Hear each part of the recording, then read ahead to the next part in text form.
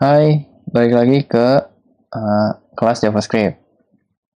Nah, kali ini kita akan melanjutkan pembahasan tentang XML HTTP request. Apa aja yang perlu kalian ketahui lebih banyak tentang ini? Nah, pertama ada events. Event ini yang terjadi pada sebuah request. Ketika requestnya dikirimkan, ada apa aja? Pertama ada timeout, yaitu timeout kalau misalkan requestnya digagalkan karena kelamaan prosesnya. Lalu ada namanya abort. Nah, abort ini misalnya requestnya sengaja dibatalin waktu dikirimkan. Habis itu ada namanya event error. Event error ini ketika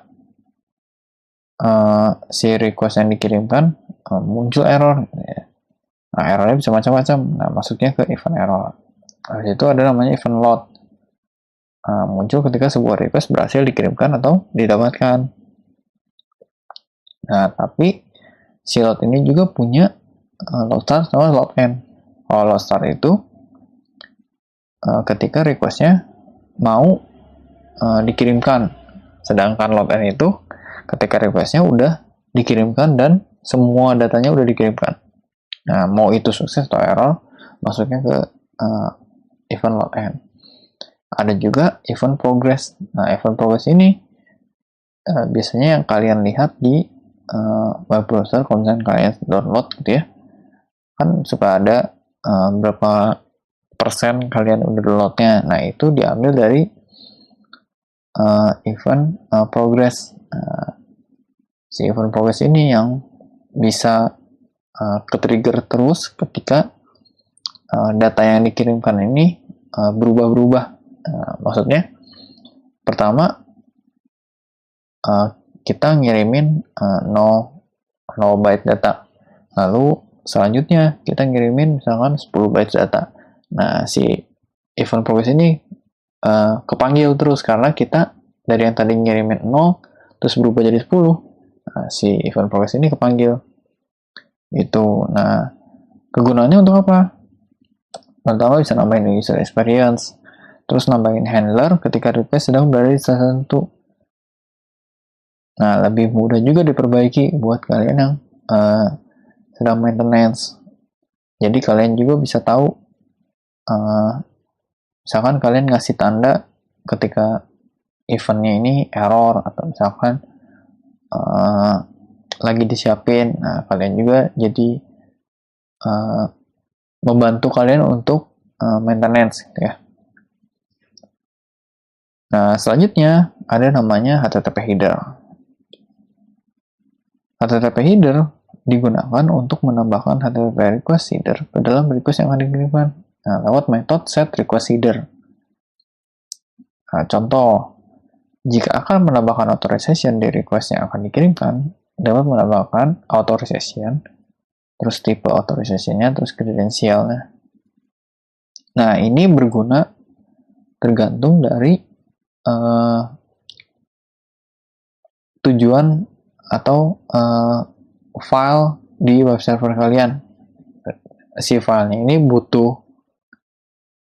membutuhkan authorization atau enggak, contohnya di sini. Nah, biasanya yang paling populer itu tentang cross origin gitu ya. Nah, cross origin ini kan supaya memungkinkan kita komunikasi berbeda origin. Misalkan yang saya HTTP localhost atau enggak saya pakai localhost gitu ya. Nah, misalkan saya pakai API dari YouTube atau dari Facebook. Nah, biasanya kalau misalkan open API gitu, public API, dia itu menyediain si course-nya itu true. Jadi semua origin itu bisa mengakses si public API itu, si open API itu. Habis itu ada namanya method abort untuk membatalkan request yang sudah dikirimkan. Kalau saya pribadi, pengalaman saya menggunakan ini ketika saya perlu untuk membuat request ulang atau mengirimkan request ulang ke web server secara satuan waktu. Misalkan saya perlu memanggil atau mengirimkan request ke web server setiap 5 detik. Nah, misalkan request pertama itu lebih dari 5 detik. Nah, saya perlu abort si request yang pertama ini supaya si request kedua bisa berjalan. Nah, kenapa perlu saya abort? Karena takutnya misalkan request pertama ini kan sukses di detik 6. Nah, detik kelima ini saya udah bikin request baru. Nah, masalahnya akan ada ketika kedua request ini sudah sukses. Nah, saya bisa mendapatkan respons dari data request yang pertama dibandingkan saya harusnya mendapatkan respons dari request yang kedua. Nah, makanya saya perlu abort di sini supaya saya menjamin kalau saya itu mendapatkan respons dari request yang paling baru. Nah, saatnya saya mendeploykan ketiga hal tadi. Ada namanya events, terus tadi ada namanya set request header sama abort. Nah, saya pertama akan mendemokan event-nya dulu.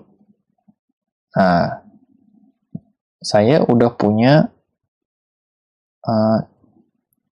URL atau file di web server di jsongenerator.com. Nah, itu menyediakan jasa untuk mengenerate JSON random dan si filenya bisa diupload ke web server mereka. Nah, saya bikin dulu const URL sama dengan, nah ini adalah URL dari JSON generator yang saya buat.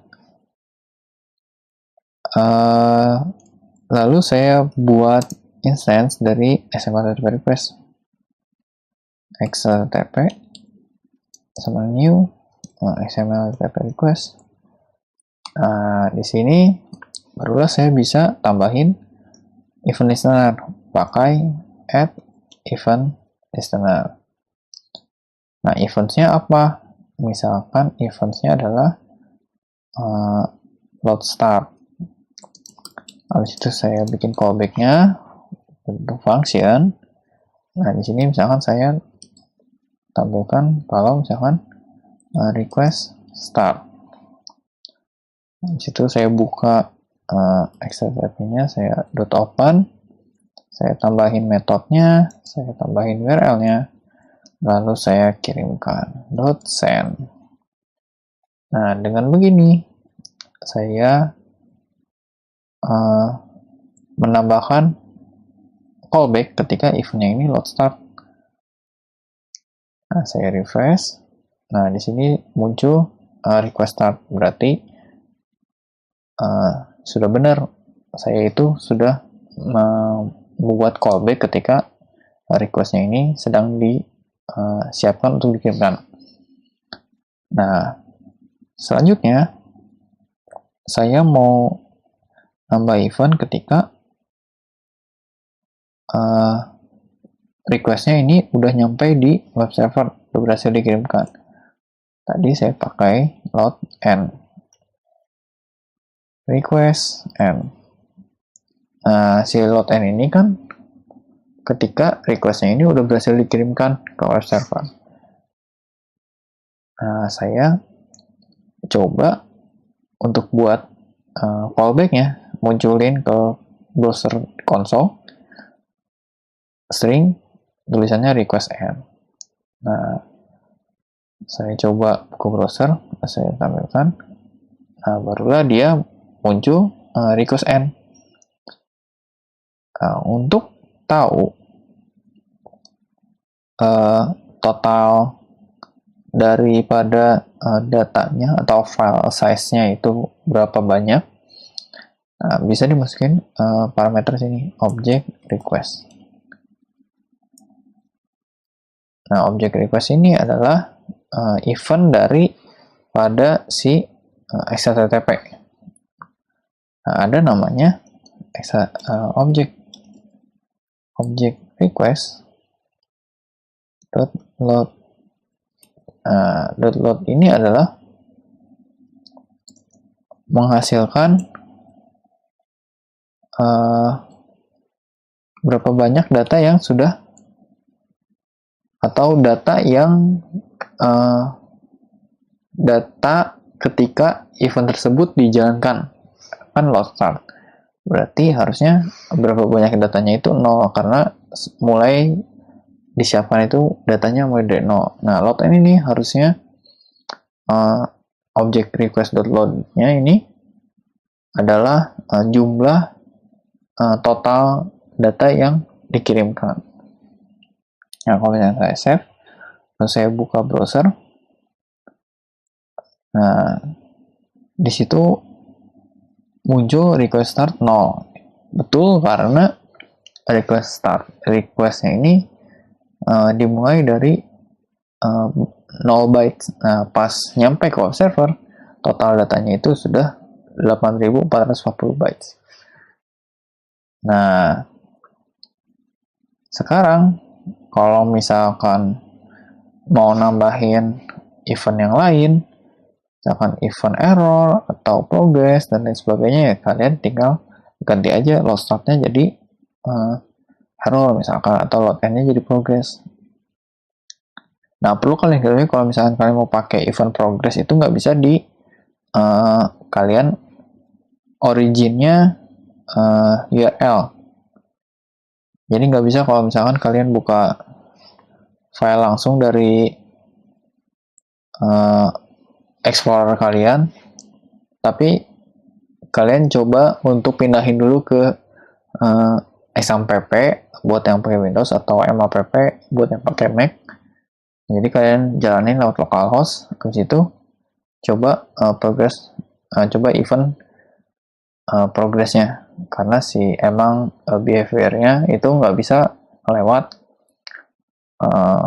file gitu ya, lokal originnya itu nggak bisa lewat file. Nah, selanjutnya saya akan buat si requestnya ini di abort. Nah, supaya nggak abortnya gimana? Karena itu metode dari XML-HTTP request, berarti saya bisa pakai instance-nya xml-http.abort. Nah, di sini saya nge-abort ketika request-nya ini sedang disiapkan untuk dikirimkan.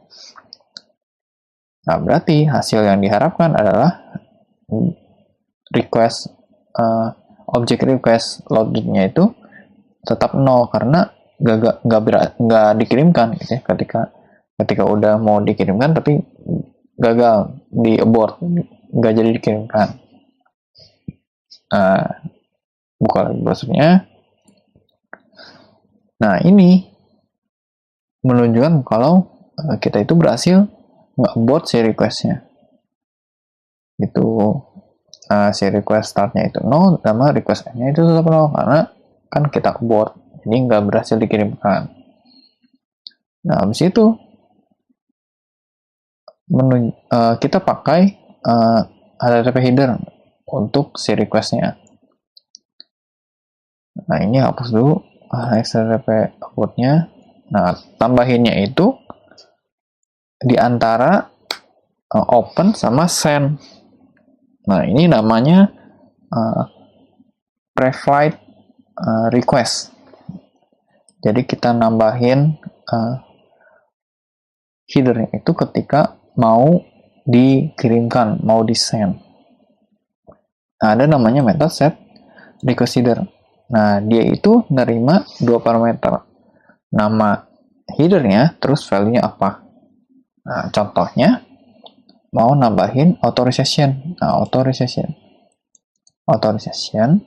terus value-nya apa. Nah, biasanya saya menggunakan bearer, lalu di sini tambahin tokennya apa. Nah, ini karena saya menggunakan web server dari jasongenerator.com yang tidak mendukung authorization, jadi saya nggak bisa praktekkan, tapi kalian bisa praktekkan ke web server yang membutuhkan authorization. Nah, jadi kurang lebih seperti itu. Hal-hal yang perlu kalian ketahui kalau SMS HTTP request itu punya namanya event, punya namanya header juga, kalian bisa set HTTP header. Kalian juga bisa ngegagalin requestnya pakai abort. Nah, cukup sekian video kali ini. Terima kasih. Sampai berjumpa di video selanjutnya.